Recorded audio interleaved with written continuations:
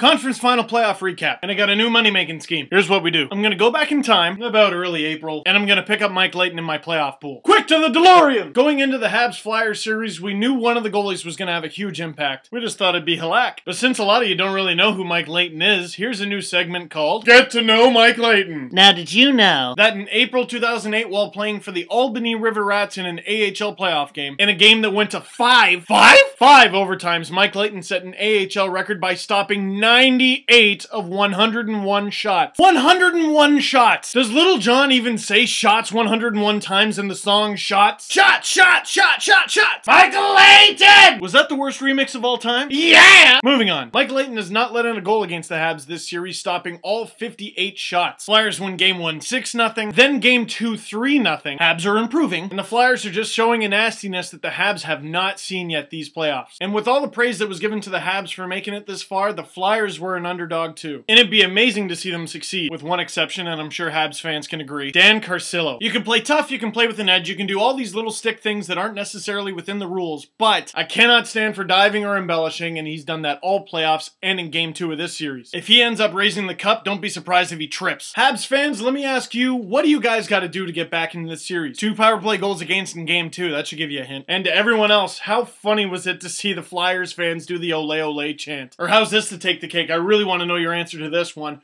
Who are the most obnoxious fans in all of hockey? I gotta think both Habs and Flyers fans are on the short list. And hey, that's not a bad thing, it just means you guys are crazy. Like me. Moving on to the Western Series, as the series heads to Chicago, the Blackhawks are up 2-0 against the Sharks. Remember when I said the Sharks would eat up Antti Niemi? Yo-ho! What I meant to say is that he would stop 69 of 72 shots over the first 2 games. Not bad. But to be fair, raise your hand if at the beginning of the season you thought Antti Niemi and Mike Leighton would get the first 2 wins of the conference final. Anyone? No, that's what I thought. Last round I suggested we put a camera on Roberto Luongo's helmet and advertising on Dustin Byfuglien's behind. Roberto, if you could just take that camera off and give it to Evgeny, that'd be great. Because Dustin Byfuglien is at it again, and the Sharks just cannot move this guy. So what can the Sharks do other than hope Nabokov sees the puck? Now I know this is looking too far ahead, just 2 games into the conference finals, but bear with me, just imagine this matchup. Dustin Byfuglien versus Chris Pronger. Dude, I know. And as always, a lot of people point the fingers at San Jose's big guns, but they were actually getting it done. To an extent, at least, with Boyle, Heatley, Thornton, and Marleau all registering points in game 2. Marleau had 2 goals. But the Sharks are going to need even more from them and the supporting cast if they're going to have any chance of beating the Hawks. And it's amazing both of these teams are still going because they should be exhausted. How many Olympians do these guys have? The Sharks on Canada alone were Thornton, Heatley, Marleau, and Boyle. On the Hawks, you got Keith Seabrook and Taves. And even the Flyers with guys like Richards and Pronger. And those are just the Canadians. There's tons of other Olympians still in these playoffs. It's going to be a well-deserved offseason for these guys. And what could be better after a hard season's work? Hanging out on the beach, looking at the cup ring on one hand, and holding the cup in the other. Sure beats golfing. That's it for this video. Don't forget to check me out on Twitter and on Leaf Space, and to check out the Steve Dangle Show on fusionradio.ca